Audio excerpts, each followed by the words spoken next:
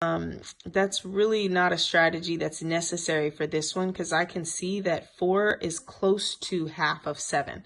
Half of 7 is 3.5, and this is pretty close. So I know that this isn't going to be much higher than 0.5, which isn't going to be higher than 0.75. So this is not going to be it. So from there, I would recommend using long division to see, but I mean, you can really look and see that this is pretty close to 1 whole.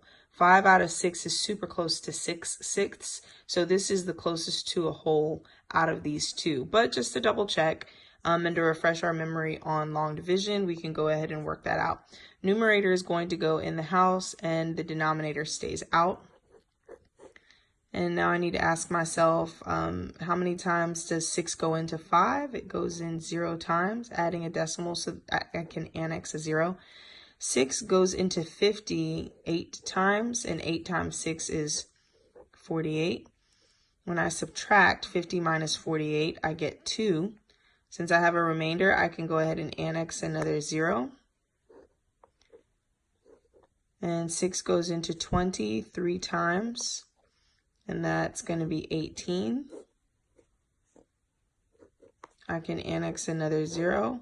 I can see a pattern forming, so there's no need for me to continue. I can tell that this is going to be 3, 3, 3, 3, 3, on and on and on.